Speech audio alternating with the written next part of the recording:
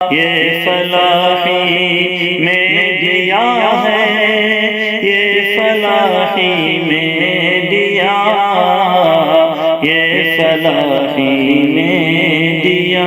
بسم اللہ الرحمن الرحیم۔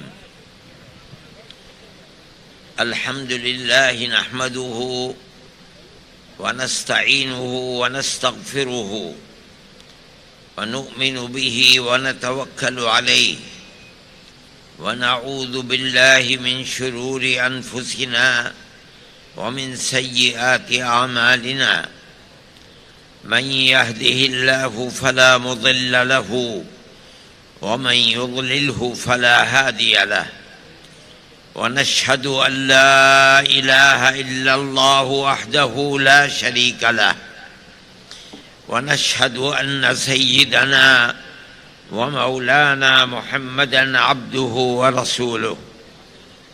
اما بعد، علماء کرام، شہر کی مقتدر شخصیتیں، اس جلسے میں شریک ہونے والے، خاص طور پر صوبہ مہاراشٹر کے جمعیت کے ورکرز اور دور دراز سے آئے ہوئے جمعیت علماء کی جنرل باڈی کے ممبران، جمعیت علماء کی جنرل باڈی کا اجلاس 2 دن سے چل رہا تھا۔ ملک کے مختلف حالات، عالم عرب کے حالات، یوکرین کے جنگ کے اندر پیدا ہونے والی صورت، ان تمام چیزوں کے اوپر سیر حاصل، بحث کی گئی، تجاویز کو پاس کیا گیا۔ جمعیت علماء ہند کوئی سیاسی پارٹی نہیں ہے۔ ملک کے اندر کرسی اقتدار پر کون آ کر بیٹھا اور کس کو اقتدار کی کرسی سے اٹھا کر باہر کر دیا گیا، جمعیت علماء ہند کو اس سے کوئی تعلق نہیں ہوتا۔ نہ ہم خود الیکشن لڑتے ہیں اور نہ الیکشن لڑنے والوں کے لیے پرچار کرتے ہیں، لیکن ملک ہمارا ہے۔ ہم ہمیشہ سے اس ملک میں رہتے چلے آئے ہیں۔ ہمارے آباء و اجداد ہمیشہ سے اسی ملک میں رہتے ہیں۔ ہمیں اپنے اس ملک سے تعلق ہے، محبت ہے۔ ہم اس ملک کو پھلتا پھولتا امن و امان اور پیار و محبت کا گہوارہ دیکھنا چاہتے ہیں، اور ہمارے اکابر جمعیت علماء ہند پہلے دن سے اس کے لیے کوشش کرتی رہی ہے۔ ہم بھی ان کے نقش قدم پر چل کر برابر اس کے لیے کوشش کر رہے ہیں۔ ملک کی آزادی سے پہلے انگریز کی غلامی کی زنجیر کو توڑنے کے لیے علماء تقریباً 150 سال تک کوشش کرتے رہے، مرتے رہے، پھانسی کے پھندے اپنے گلوں کے اندر ڈلواتے رہے، لیکن 150 سال تک ان کی ہمت اور جرأت برابر اپنی جگہ کے اوپر قائم رہی، ایک کے بعد دوسرا دوسرے کے بعد تیسرا، تیسرے کے بعد چوتھا، برابر معرکہ قائم کرتے رہے، میدان میں لڑتے رہے، مرتے رہے، مارتے رہے۔ برادران وطن کو ساتھ لیا۔ جب بالکل ابتدا میں 1803 سے علماء نے مدرسوں کو چھوڑ کر میدان میں آ کر انگریز کے حکومت ایسٹ انڈیا کمپنی کی مخالفت کی تھی، وہ دور بہت سخت دور تھا۔ تنہا میدان کے اندر صرف اور صرف علماء تھے جنہوں نے اعلان کیا کہ انگریز کی غلامی حرام ہے۔ لیکن سن 1831 میں جب بالا کوٹ کے میدان میں شکست کا سامنا ہوا تو انہوں نے برادران وطن کو ساتھ لیا، ان کے اندر ملک کو آزاد کرنے کا، کرانے کا شعور پیدا کیا، یہاں تک کہ 1857 کا معرکہ ہوا جس میں ہندو اور مسلمان دونوں شریک تھے، وہاں بھی شکست ہوئی۔ پھر 1880 سے لے کر 85 تک کانگریس کا وجود ہوا۔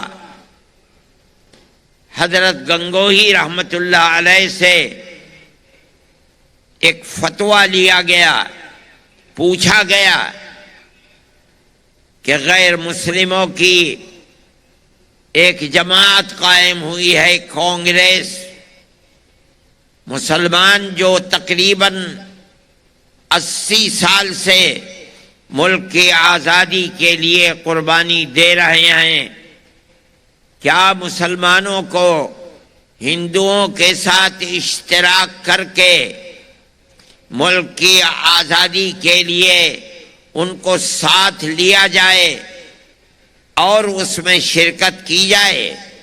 حضرت گنگوہی رحمت اللہ علیہ کا فتویٰ آج بھی موجود ہے۔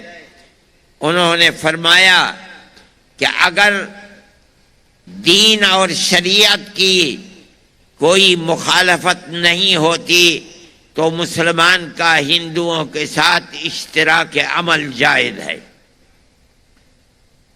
چنانچہ کانگریس میں داخل ہوئے۔ کانگریس کا بنیادی مقصد اس وقت صرف یہ تھا کہ 1831 اور 1857 میں جو دو جنگیں ہو گئی ہیں انگریزی حکومت کے ساتھ، اور جو انگریزی حکومت ملکہ برطانیہ سے لے کر یہاں تک جو ہندوستانیوں کے خلاف ایک ذہن بن گیا ہے، اس ذہن کو بدلا جائے۔ ملک کی آزادی ان کے سامنے نہیں تھی۔ آپ اگر تاریخ کو پڑھیں گے، سن 85 اور 83 کے اندر جو بات کانگریس کے جلسوں میں کہی گئی ہے وہ ملک کی آزادی کی نہیں ہے، بلکہ وہ صرف اتنی بات ہے کہ ہمارے اور ملکہ برطانیہ کی حکومت کے درمیان میں جو غلط فہمیاں پیدا ہو گئی ہیں ہم ان کو دور کرنا چاہتے ہیں۔ لیکن کانگریس کو اس نقطۂ نظر پر لا کر جمع کرنا کہ نہیں، ملک کی آزادی کے لیے کام کرنا چاہیے، یہ صرف ان مسلمانوں کا کام ہے جو حضرت گنگوہی رحمت اللہ علیہ کے فتوے کی بنیاد پر کانگریس میں گھسے اور کانگریس کے نقطۂ نظر کو تبدیل کر دیا۔ برابر یہ چیز چلتی رہی اور جمعیت علماء اپنا کام کانگریس کے اندر گھس کر کرتی رہی۔ یہ علماء کا کردار ہے اس ملک کی آزادی کے لیے، لیکن کوئی پلیٹ فارم علماء کا ایسا نہیں تھا کہ جس کے اوپر دوڑا جائے، یہاں تک کہ حضرت شیخ الہند رحمۃ اللہ علیہ جو آزادی وطن کے لیے انگریز کی مخالفت کی آگ ان کے سینے کے اندر تھی، انہوں نے پروگرام بنایا کہ ہم شمالی ہندوستان سے آزاد قبائل سے اپنی جماعت کو متحد کر کے وہاں سے انگریز کے خلاف جنگ کریں گے، اور وہاں قریب افغانستان تھا جو آزاد ملک تھا، ہم اس کی مدد لیں گے، اور ترکی کی خلافت اسلامیہ تھی اس سے ہم مدد لیں گے۔ ایک مدرسے کا آدمی ایسا پروگرام بنا کر ملک کی آزادی کے لیے کام کرے، یہ بڑی عجیب و غریب چیز تھی۔ کوئی پلیٹ فارم نہیں تھا، تنہا ایک آدمی اپنے ہزاروں شاگردوں کے ساتھ ملک کے باہر رہ کر کے اپنے ملک کی آزادی کے لیے کام کرے، یہ بڑی عجیب و غریب چیز تھی۔ انگریز غافل نہیں تھا، مولانا نے اس کے لیے سفر کیا۔ سعودی عرب اب بن گیا، اس وقت سعودی عرب نہیں تھا، حجاز مقدس گئے، ترکی حکومت سے مدد کی بات کی، لیکن وہیں ان کو گرفتار کر لیا گیا اور مالٹا کی جیل میں اپنے 4 ساتھیوں کے ساتھ بھیجا گیا۔ وہاں تقریباً 4.25 سال جیل میں رہے۔ جب آنے کی بات شہرت میں آئی کہ اب وہ قید بامشقت ختم ہونے والی ہے، ان کے اشارے سے ہندوستان کے اندر ابھی وہ جیل میں تھے۔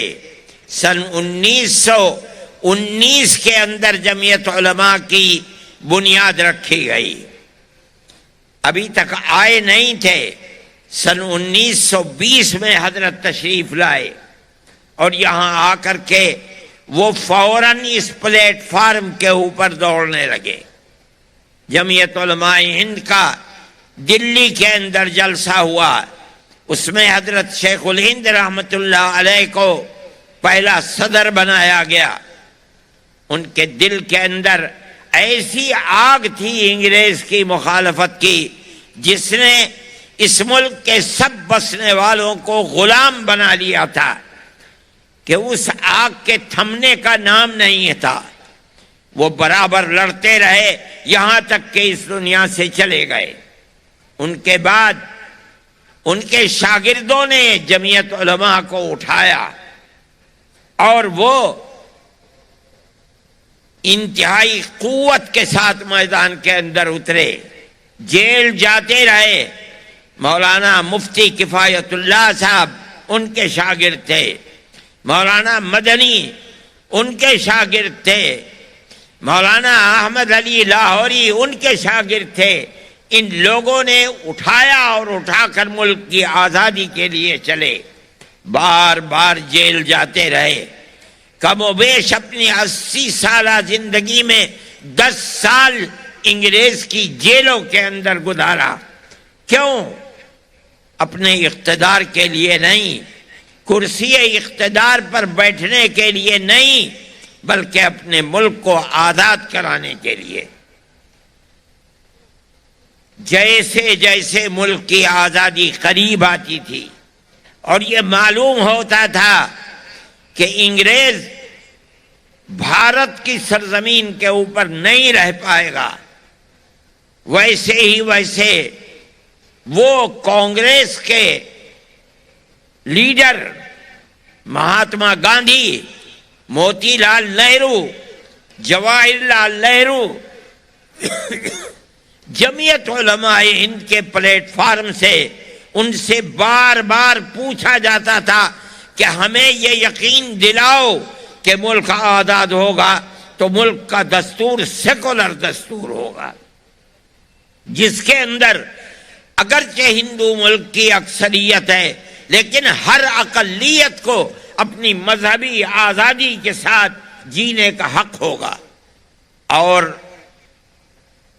کانگریس کی قیادت جو رات اور دن ساتھ رہتے تھے ملک کی آزادی میں کام کرنے کے لیے، پروگراموں کو بنانے کے لیے، بار بار تحریری طریقے کے اوپر یہ وعدہ کرتے چلتے تھے کہ ملک آزاد ہوگا تو اس ملک کے اندر نظام حکومت سیکولر ہوگا، جس کا مطلب ہے کہ گورنمنٹ کا کوئی دھرم اور مذہب نہیں ہوگا، بسنے والے اپنے اپنے مذہب کے مطابق اپنی زندگی کو گزاریں گے۔ اسی طرح ملک کا پیار و محبت باقی رہ سکتا تھا۔ یہ کام برابر چلتا رہا یہاں تک کہ ملک آزاد ہوا۔ ملک آزاد ہوا، ملک کی اور مسلمانوں کی بدقسمتی تھی کہ اس کے ساتھ ساتھ ملک تقسیم بھی ہو گیا۔ ملک کی تقسیم کے بعد غیر مسلم ایک طاقت کھڑی ہوئی فوراً، اور انہوں نے یہ بات کہی کہ جب مسلمانوں نے اپنا حق لے لیا اور پاکستان کا وجود بن گیا تو اب ہمارے ملک کا نظام سیکولر نظام نہیں ہوگا، یہاں کی بنیاد بھی ہندوتو کے اوپر ہوگی۔ کانگریس کی قیادت کو انہوں نے اس پر مجبور کیا کہ وہ تقسیم ملک کے اوپر دستخط کر دیں۔ یہ ایسی چیز تھی کہ جو جمعیت علماء سے وعدے کیے گئے تھے اس کے خلاف تھی۔ جمعیت علماء ہند کی لیڈرشپ ہاتھ پکڑ کر بیٹھ گئی اور کہا کہ آپ نے ہم سے وعدہ کیا ہے کہ ملک کی آزادی کے بعد ملک کا دستور سیکولر دستور ہوگا، اگر ملک کی تقسیم ہوئی ہے تو آپ نے تقسیم کے اوپر دستخط کیے ہیں۔ ہماری ٹوپیاں اچھلتی رہی ہیں، ہماری پگڑیاں پیروں کے اندر روندی گئیں، مگر ہم اپنے اس نقطۂ نظر سے پیچھے نہیں ہٹے کہ ملک تقسیم نہیں ہونا چاہیے۔ آپ نے ہم سے جو وعدے کیے ہیں ان وعدوں کو پورا کیجئے، ملک کی تقسیم میں آپ کا ہاتھ ہے، ہمارا ہاتھ ملک کی تقسیم میں نہیں ہے۔ یہ اتنی بڑی چیز تھی، شریف لوگ تھے، ان کو مجبور کر دیا کہ ملک کی تقسیم اگرچہ ہو گئی ہے لیکن ہندوستان کا دستور سیکولر دستور بنے گا۔ مسلمانوں کا قتل عام ہو رہا تھا۔ سب سے پہلی چیز جس نے ملک کو نقصان پہنچایا ہے اور فرقہ پرستی کی لعنت بڑھی ہے وہ گاندھی جی کا قتل تھا۔ گاندھی جی جو کچھ کر رہے تھے، جو سبھائیں روزانہ بناتے تھے، وہ مسلمانوں کے قتل کو روکنے کے لیے، لیکن ملک کی نہیں بلکہ کانگریس کی وہ طاقت جس کے رگ و ریشے کے اندر فرقہ پرستی تھی، وہ طاقت نہیں چاہتی تھی، یہاں تک کہ اسی قاتل نے مولانا آزاد کے کہنے کے مطابق گاندھی جی کا قتل کرایا۔ گاندھی جی کا قتل در حقیقت سیکولرزم کا قتل تھا۔ اس کے بعد سے ملک کے حالات بدلنے شروع ہوئے، فرقہ پرستی بڑھنے لگی اور ایسی بڑھنے لگی کہ آپ اور میں جانتے ہیں کہ سن 47 کے کچھ ہی دنوں کے بعد فسادات کا سلسلہ شروع ہوا۔ کوئی ہندوستان کا قابل بیان ایسا شہر نہیں ہے جہاں فرقہ پرستوں کے ہاتھوں مسلمان کا خون نہ بہا ہو، ان کی دولت نہ لوٹی ہو، آگ نہ لگائی گئی ہو۔ یہ سب کیا ہو رہا تھا؟ فرقہ پرستی تھی، فرقہ پرستی کا جنون تھا، کانگریس کی حکومتیں تھیں۔ ہم کہا کرتے تھے، جمعیت علماء کہتی تھی کہ اس فرقہ پرستی کی آگ کو بجھاؤ، اگر نہیں بجھاؤ گے تو کسی دن یہ تم کو بھی جلا ڈالے گی۔ ہماری اس بات کو قبول نہیں کیا جاتا تھا، جمعیت علماء نے تحریکیں چلائیں، جیل بھرو تحریک چلائی. کیوں چلائی؟ تاکہ ملک سیکولر ملک رہے اور یہاں سیکولرزم باقی رہے. اگر نہ رہے گا تو یہ ملک تباہ ہو جائے گا. ہماری اس بات کو نہیں سنا گیا. کانگریس کی پالیسی لچکدار پالیسی رہی. ہم کہتے تھے کہ نکیل ڈالو، مگر نکیل نہیں ڈالی گئی. فرقہ پرستی بڑھتی رہی. ہم کہتے تھے کہ آج ہمارا خون پی رہے ہیں، کل کو تمہارا بھی خون پیئیں گے. ہماری اس بات کو قبول نہیں کیا گیا. نتیجہ یہ آیا کہ ملک میں کانگریس کا اقتدار ختم ہو گیا. اسی لچکدار پالیسی کی بنیاد پر ملک کا کیا حال ہے؟ 8-10 سال ہیں، ملک کی تاریخ نہیں تھی کہ کبھی ہندو مسلم تفریق کی بنیاد پر الیکشن لڑا گیا ہو. مگر آج الیکشن اول سے لے کر آخر تک صرف مسلمان سے نفرت نفرت نفرت کی بنیاد پر لڑا جا رہا ہے. کیا ہوا کرناٹک کے الیکشن کے اندر؟ ہر آدمی نہیں، میں کہتا ہوں ملک کا اقتدار اعلیٰ اوپر سے لے کر نیچے تک اپنی تقریروں کے اندر کہتا ہے کہ ہمیں مسلمان کے ووٹ کی ضرورت نہیں ہے. ہم مسلمانوں کے مذہبی پرسنل لا کو بدل کر کے یکساں سول کوڈ کو لائیں گے.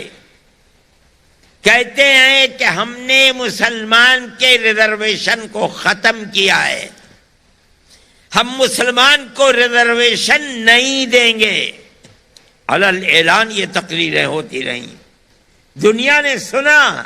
ہم انگشت بدندہ تھے کہ اللہ کیا ہو رہا ہے. ہمارے بزرگوں نے جس ملک کے لیے اپنی جانوں کو قربان کیا ہے، پھانسیوں کے پھندے کے اوپر گئے ہیں، مگر اپنے اسٹینڈ سے ایک قدم پیچھے نہیں ہوئے. آج اسی ملک کے اندر مسلمان کو جینے کا حق نہیں دیا جا رہا ہے. ہم نے یہ سب کچھ دیکھا، خاموش رہے. کانگریس اقتدار میں نہیں ہے، مگر گاندھی فیملی آگے بڑھی. 2 ہی بھائی بہن، انہوں نے جن چیزوں کو اپنے مینیفیسٹو کے اندر داخل کیا، آپ غور کریں کہ ہم سے وعدے کیے گئے کہ ہم فرقہ پرست اور فساد پرور عناصر کی جماعت کے اوپر قدغن لگائیں گے، بند کریں گے اس کو. بجرنگ دل کے اوپر ہم قدغن لگائیں گے. اگر یہ تاریخ گواہ ہے اس بات کی کہ اگر یہ اسٹینڈ انہوں نے آج سے 70 سال پہلے ہندوستان کے اندر لے لیا ہوتا، اقتدار ان کے ہاتھ سے نہ جاتا، ملک برباد نہ ہوتا، تباہی نہ آتی، فقر و تنگ دستی کا بول بالا نہ ہوتا. ملک کے اندر اقتدار ان کا ہوتا جو ملک میں ہر طبقے کو چین و سکون کے ساتھ زندہ رہنے کا موقع دیتے ہیں. اگر ایسا نہیں ہوا، آج آ کر کے انہوں نے یہ کہا کہ ہم فرقہ پرست پارٹیوں کے اوپر قدغن لگائیں گے، بند کریں گے اور ملک کے اندر بھائی چارگی کو لے کر بڑھیں گے. ایک شور مچ رہا تھا کہ کانگریس نے الیکشن کے اندر اپنے مینیفیسٹو کو اندر اس کو داخل کیا کہ ہم بجرنگ دل پر پابندی لگائیں گے. غلطی کی.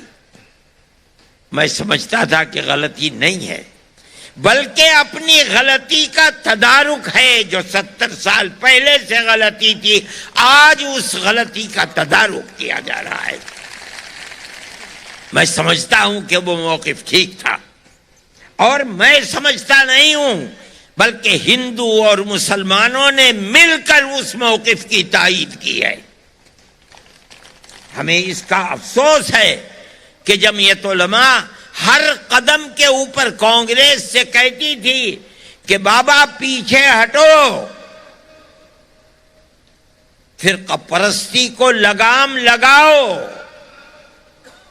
فرقہ پرستی جس طرح مسلمان کو برباد کر رہی ہے، اقلیتوں کو تباہ کر رہی ہے، اقلیتوں کی حفاظت کرو، نہیں مانتے تھے، کوئی جواب نہیں دیتے تھے۔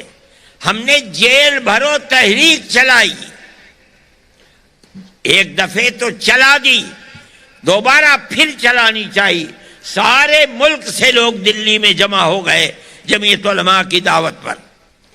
اگلے دن سے ہمیں باہر نکلنا تھا۔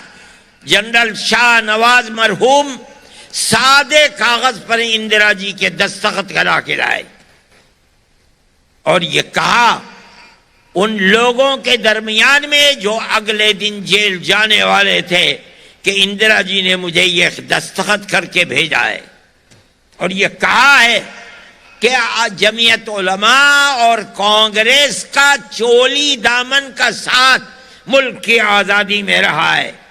آج جمعیت علماء کانگریس کے خلاف کھڑی ہو جائے، اس سے زیادہ خراب کوئی چیز نہیں ہے۔ میں دستخط کر کے بھیجتی ہوں، آپ کا جو مطالبہ ہو، آپ وہ مطالبہ لکھ دیں، وہ منظور ہے۔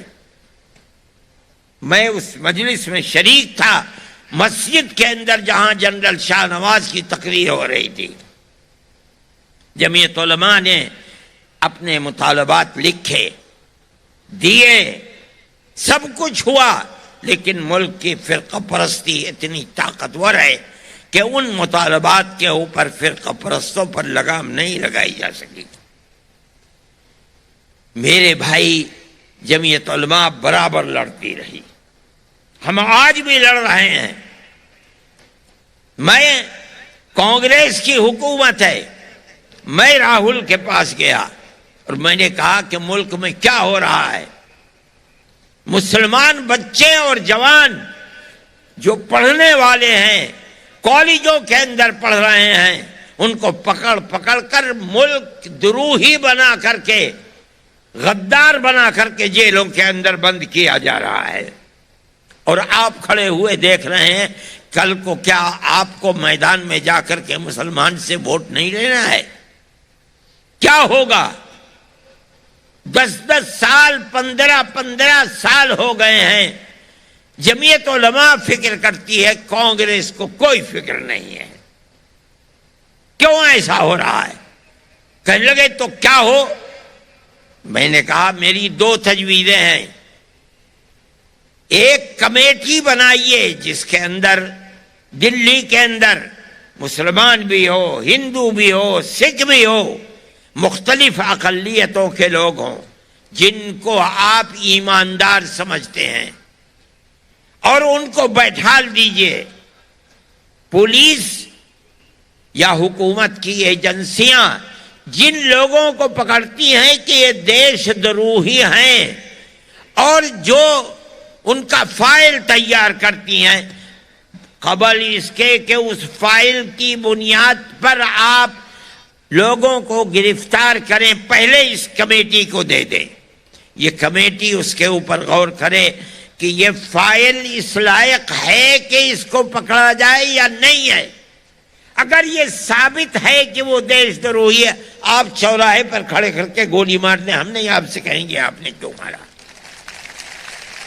لیکن اگر یہ کمیٹی کہتی ہے کہ ثبوت اس لائق نہیں ہے، تو آپ اس کو جیل میں بند کر کے اس کی زندگی، اس کی ماں کی زندگی، اس کے باپ کی زندگی، اس کے بچوں کی زندگی، اس کی بیوی کی زندگی کو خراب کریں، یہ چیز کبھی قبول کرنے والی نہیں ہے۔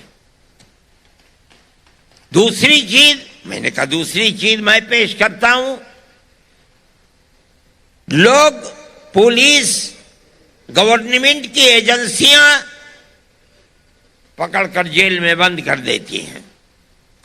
گواہ، کسی کے گواہ 10 ہیں، کسی کے گواہ پولیس لے کر کے 50 آتی ہے، 100 لاتی ہے، 150، 200، 250، 300 گواہ۔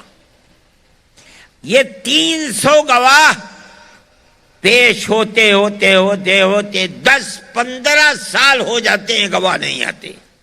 ملزم لکھنؤ میں ہے، کیس رامپور میں چل رہا ہے، جس تاریخ کے اندر عدالت میں حاضری ہے وہاں سے ہتھ کڑی ڈال کر کے اس کو لاتے ہیں، دن بھر بیٹھا رہتا ہے رامپور میں، شام کو لے کر کے لکھنؤ جاتے ہیں۔ کیوں؟ صاحب گواہ نہیں آیا۔ میں نے کہا کہ گواہوں کو پولیس نے پیش کیا ہے، اس نے فہرست بنائی ہے، آپ پولیس کو ذمہ دار بنائیں 6 مہینے، سال بھر، 1.5 سال، 2 سال، وہ گواہوں کو لے کر کے آئے۔ یہ پولیس کی ذمہ داری ہے۔ اگر پولیس گواہوں کو نہیں لا پاتی ہے، آپ اس ملزم کو آزاد کر دیجئے، مقدمہ چلائیے، یہ رکشہ چلائے گا اور اپنے مقدمے کو چلائے گا، خرچ پورا کرے گا، اس کو برباد مت کیجیے۔ کہنے لگے اچھا یہ بتاؤ کتنے ملزم ہیں جو جیلوں کے اندر بند ہیں، مجھے اس کی فہرست دو۔ میں نے کہا بہت اچھی بات ہے۔ میں باہر آیا اور آ کر میں نے ساری پارٹیوں کو، جو میڈیا کے اندر لوگ تھے، ان سے کہا کہ بھئی مجھے فہرست چاہیے، کسی کے پاس فہرست ہی نہیں۔ 8 دن کے بعد ان کا فون آیا کہ جو وعدہ کیا تھا کہاں ہے فہرست؟ میں نے کہا میں فہرست تیار کر رہا ہوں۔ میں نے اخبارات کے اندر دیا، اپنے لوگوں سے کہا کہ جہاں جہاں دیش دروہی کے مقدمے کے اندر آدمی جیل میں ہے، اس کا نام، کس جیل میں ہے، کتنے دن سے ہے، کون پیروی کر رہا ہے، اس کا نام اور اس کا موبائل نمبر مجھ کو دیں۔ پورے ہندوستان سے جمع ہو گئے اور یہ بتائیں کہ کتنے سال سے جیل میں ہے۔ میں نے ایک فہرست بنائی، 18 سال اس وقت تھے، 18 سال سے اتنے لوگ ہیں، یہ نام ہیں، اور ان کے پیروکار یہ ہیں، فلاں جیل میں ہے۔ 17 سال سے اتنے ہیں، 16 سال سے اتنے ہیں، 15 سال سے اتنے ہیں، 10 سال تک میں نے یہ فہرست بنائی مکمل نمبرات کے ساتھ، اور 10 سال کے بعد پھر میں نے نام لکھ دیے کہ اتنے ہیں۔ میں گیا پھر پڑھا اس فہرست کو، اور مجھ سے کہنے لگے کیسے یہ فہرست ملی؟ میں نے کہا کہ میں نے لاکھوں روپیہ جمعیت علماء کا خرچ کر کے اس فہرست کو بنایا ہے، اور ایک ایک نام درست ہے، آپ تحقیق کر لیجئے۔ کہنے لگے اچھا دیکھو میں کیا کرتا ہوں۔ جوان آدمی ہے، میرے دل میں یہ بات آئی کہ بہت کچھ ہو سکتا ہے کہ ان بیچاروں کی مشکلات ختم ہو جائیں۔ اگلے دن میرے پاس ڈپٹی ہوم منسٹر کا فون آیا، میں دلی ہی میں تھا، تو میں ملنے کے لیے آنا چاہتا ہوں۔ میں نے کہا آپ نہ آئیے، لوگ دیکھیں گے تو میری جان مصیبت میں آ جائے گی، کسی کی کچھ ضرورت ہے، کسی کی کچھ ضرورت ہے، میں آپ کے پاس آتا ہوں۔ چنانچہ میں چلا گیا، کہا کہ راہل جی کا میرے پاس یہ فون آیا ہے اور میرے لیے یہ بات انہوں نے کہی ہے کہ میں آپ سے ملوں۔ میں نے کہا ٹھیک ہے۔ میں نے وہی بات جو راہل جی سے کہی تھی میں نے ان سے کہی۔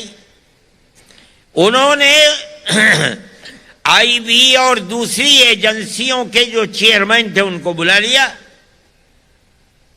انہوں نے کہا کیا پروگرام ہے؟ میں نے کہا میں یہ کہتا ہوں آپ سے، کسی نے میرے پروگرام کی مخالفت نہیں، کر نہیں سکتے تھے، بڑی معقول بات ہے۔ کہنے لگے بہت اچھا، آپ ہمیں موقع دیں۔ میں نے کہا بہت اچھی بات ہے۔ اس کے بعد میری ان کی 2 مرتبہ ملاقات ان کے آفس میں ہوئی، الگ بیٹھ کر کے بات چیت ہوئی۔ میں کہتا ہوں کہ فرقہ پرستی کی وہ طاقت جنہوں نے گاندھی جی کا قتل کیا تھا، یہ کیسے ہو سکتا تھا کہ آج وہ طاقت جو بہت طاقتور ہے وہ کیسے چھوڑ دیتی؟ 2 مہینے نہیں گزرے کہ ان کو ختم کر دیا گیا، جتیندر کو، اور آج وہ home minister deputy home minister کچھ بھی نہیں رہے، وہ سارا مسئلہ فائل بند ہو گئی۔ میرے بھائی، یہ فرقہ پرستی ہے۔ ہم نے اس فرقہ پرستی کی مخالفت جمعیت علماء نے کی اور ہم برابر کر رہے ہیں، یہاں تک کہ اس فرقہ پرستی کے سلسلے میں لچکدار پالیسی ہی کی وجہ سے میں کہتا ہوں کہ کانگریس کا دور ختم ہو گیا۔ اگر کانگریس اس فرقہ پرستی کو لگام لگا دیتی تو کانگریس کا دور، جس کی بڑی بہترین تاریخ ہے ملک کی آزادی کے اندر، اس کو کبھی یہ موقع دیکھنے کو نہ ملتا جہاں کانگریس آج کھڑی ہوئی ہے۔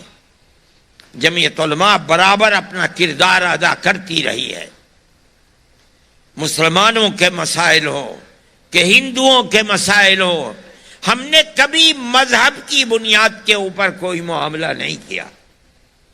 ہم ہر ہندوستانی کی جمعیت علماء ہر محاذ پر مدد کرنے کے لیے ہر وقت تیار رہی ہے اور مدد کرتی رہی ہے، یہاں تک کہ کانگریس کا دور اقتدار ختم ہو گیا۔ ہم کہتے تھے کہ جو لوگ گاندھی کیپ پہن کر اور گاڑھا کھدر اپنے جسم پر لگا کر اپنے آپ کو کانگریسی کہتے ہیں، یہ کانگریسی نہیں ہے، ان کے دل فرقہ پرستی میں سیاہ ہے۔ ہماری اس بات کو کوئی قبول ہی نہیں کرتا تھا، لیکن جیسے کانگریس کی اقتدار کی فائل بند ہوئی، ایک ایک کر کے کانگریس چھوڑ کر بی جے پی کے اندر داخل ہو گئے۔ جن لوگوں کو انگلی پکڑ کر سیاسی پلیٹ فارم پر چلانا کانگریس نے سکھایا، جن کو دودھ پلا کر کانگریس نے سیاسی شخصیت بنایا، وہ سب کے سب بے غیرت لوگ اسی دن، جس دن اقتدار نے کروٹ لی، کانگریس چھوڑ کر کے بی جے پی کے اندر جا کر کھڑے ہو گئے۔ ایسا لگتا تھا کہ نہرو فیملی کے سوا نظریاتی اعتبار سے ملک میں کوئی کانگریسی نہیں ہے۔ یہ اسی لچکدار پالیسی کا نتیجہ ہے۔ اگر وہ پالیسی لچکدار نہ ہوتی فرقہ پرستی کے ناک میں نکیل ڈالنے کے لیے، تو کانگریس کو یہ دن نہ بھگتنا پڑتا، لیکن ایسا ہی ہوا۔ میرے بھائی، میں مختصر بات کہتا ہوں، وقت کم رہ گیا ہے، یہاں تک کہ کانگریس باہر ہو گئی اور کرناٹک کا الیکشن آیا۔ کرناٹک کا پورا الیکشن مسلم نفرت کے اوپر مبنی ہے۔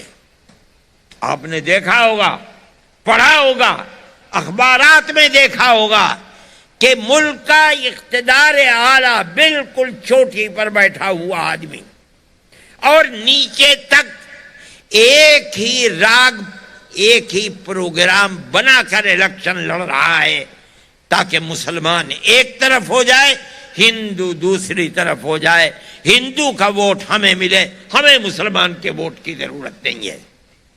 جمعیت علماء دیکھ رہی تھی، ورکرز جمعیت علماء کے اپنا کام کر رہے تھے۔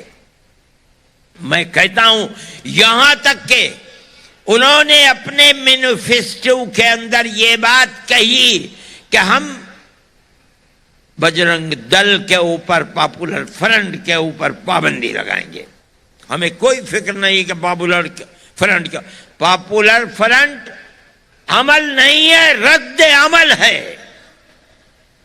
اگر بجرنگ دل کی مسلم دشمن پالیسی نہ ہوتی، پاپولر فرنٹ جنم نہ لیتا۔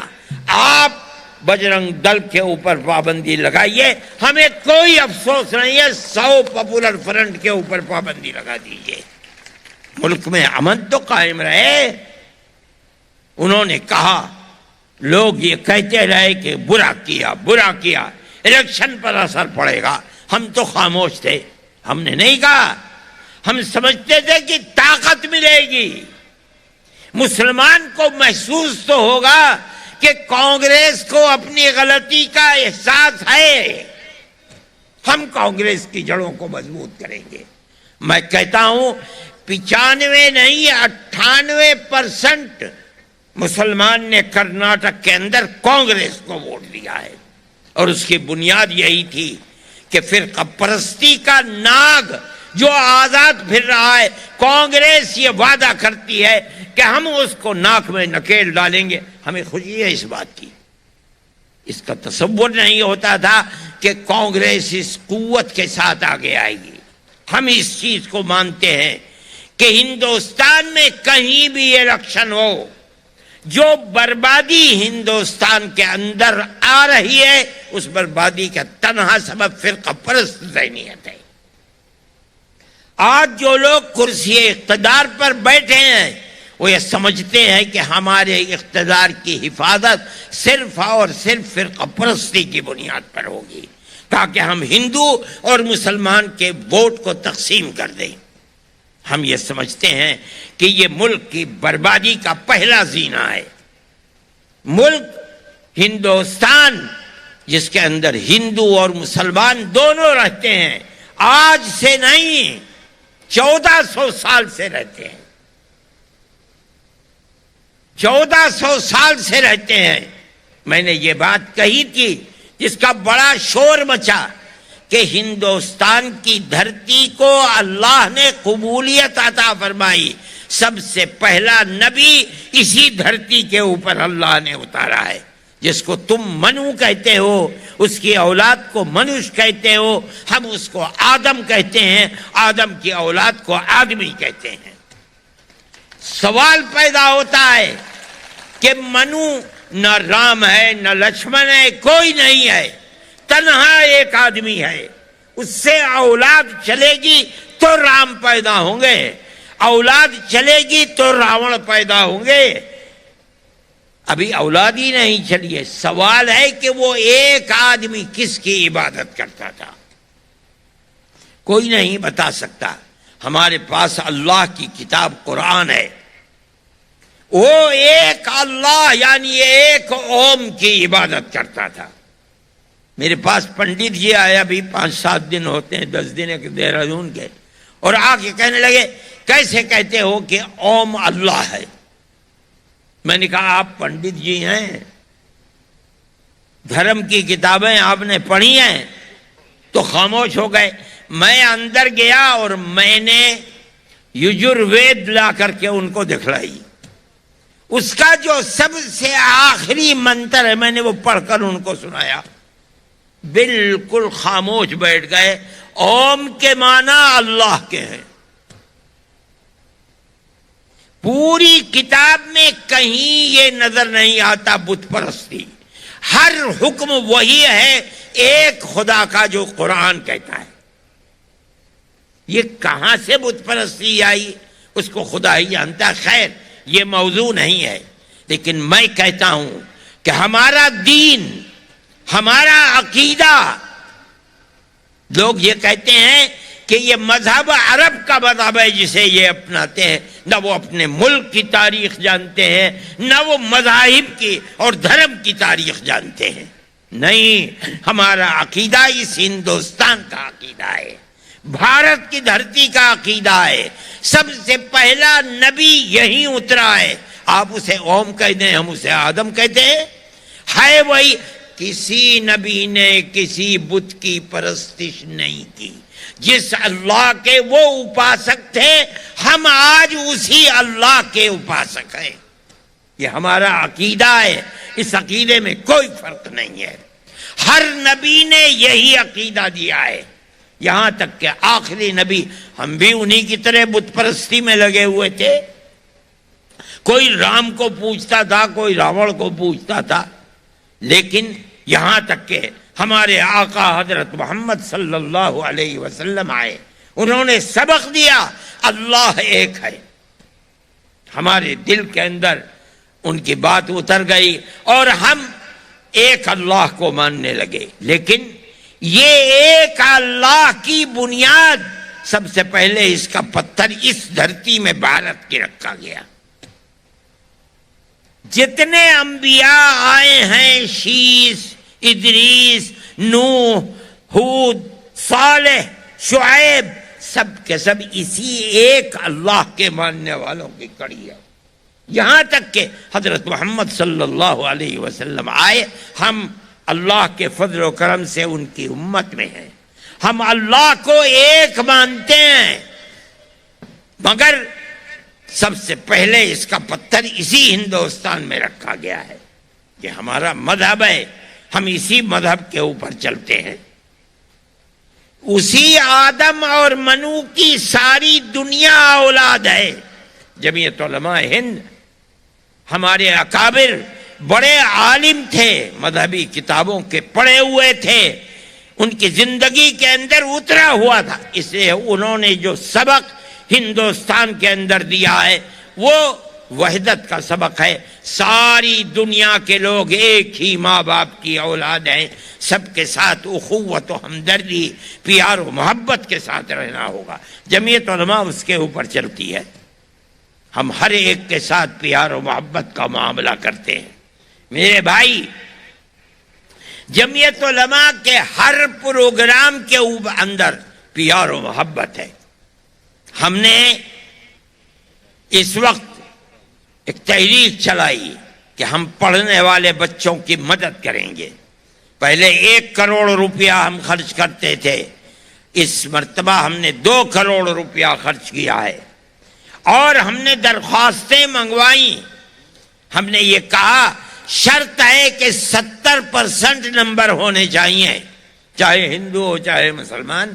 ہمارے پاس درخواستیں آ گئیں، ہندو بچوں کی بھی آئی، مسلمان بچوں کی بھی آئی، جو ہماری شرط پر اترا، ہم نے مذہب کی بنیاد کے اوپر کوئی تفریق نہیں کی۔ یہ جمعیت علماء کا کردار ہے۔ ہم یہ سمجھتے ہیں کہ ملک فرقہ پرستی کی طرف چل رہا ہے، اور حکومت، آج کی حکومت یہ سمجھتی ہے کہ فرقہ پرستی سے اس کا اقتدار محفوظ رہ سکتا ہے۔ میں یہ کہتا ہوں کہ فرقہ پرستی پر اقتدار محفوظ نہیں رہ سکتا۔ ٹھیک ہے، تم نشے کی گولی کھلا سکتے ہو، چند دن کھلا سکتے ہو، چند سال کھلا سکتے ہو، ہمیشہ نہیں کھلا سکتے۔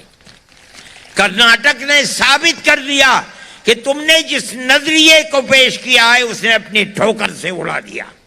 میں سمجھتا ہوں کہ اوپر والے نے اگر چاہا تو پورے ہندوستان کے دوسرے صوبوں کے اندر اور مرکزی الیکشن کے اندر بھی یہ نظریہ رنگ لا کر رہے گا انشاءاللہ، اور فرقہ پرستی کے ناک میں نکیل پڑے گی، لیکن اسی وقت پڑے گی جبکہ کانگریس اپنے اس نظریے کے اوپر رہے گی جو ملک کی آزادی سے پہلے کا نظریہ تھا۔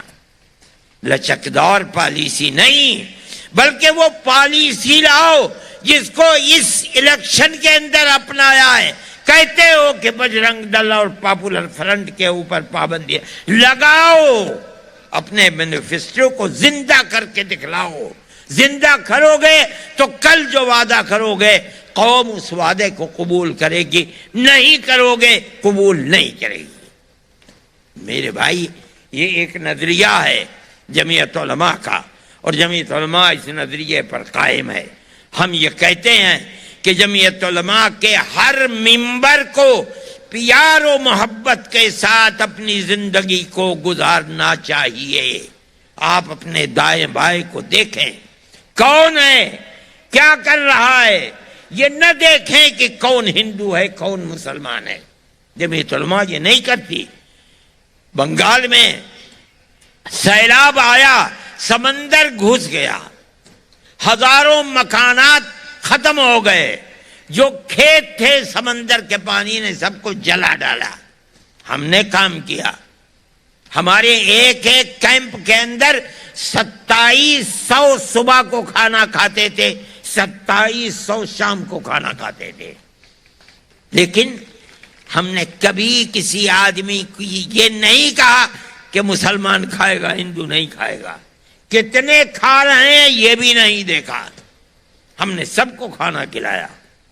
پانی ختم ہو گیا، ہم نے نل لگوائے، ایک ایک نل پر، حالانکہ بنگال میں پانی بہت قریب ہے زمین میں، لیکن سب پانی کھارا ہو گیا تھا. کئی 100 فٹ نیچے لے جا کر کے پانی میٹھا ملتا تھا. ایک ایک نل پر اس وقت 90 ہزار روپیہ خرچ ہوتا تھا. ہم نے کہا کوئی بات نہیں ہے، ہمارا کیا، قوم ہمیں دیتی ہے، ایک ہاتھ سے لیتے ہیں دوسرے ہاتھ سے خرچ کر دیتے ہیں. ہم نے نل لگوائے، ایسی جگہوں پر لگوائے کہ ہندو اور مسلمان دونوں اس سے فائدہ اٹھائیں. یہ جمعیت علماء کی پالیسی ہے. میں کہتا ہوں کہ جمعیت علماء کے ہر ورکر کو اسی پالیسی کے اوپر عمل کرنا چاہیے، چلنا چاہیے. پیار و محبت کی زندگی کو بڑھائیے، تبھی آپ زندہ رہ سکتے ہیں. اس ملک کے اندر آپ کی اولاد زندہ رہ سکتی ہے. اگر آپ بھی اسی طرح سے نفرت کو چلائیں گے جس نفرت کا مظاہرہ کرناٹک میں ناکام کیا گیا ہے تو ملک برباد ہو جائے گا، ملک کے اندر زندگی نہیں رہے گی. جمعیت علماء کی یہ تحریک ہے، جمعیت علماء کا یہ پیغام ہے. میں سمجھتا ہوں کہ ملک کے ہر آدمی کو اس پیغام کو اپنانا چاہیے. دوسری چیز خاص طریقے پر میں کہتا ہوں، ابھی کسی تقریر کرنے والے نے کہا تھا کہ ارتداد کی ہوا چل رہی ہے، اپنے مذہب کو چھوڑ کر لڑکیاں خاص طور پر جا رہی ہیں. ہم یہ سمجھتے ہیں کہ مذہب ایسی چیز نہیں ہے کہ آدمی جس وقت چاہے مذہب کو تبدیل کر دے.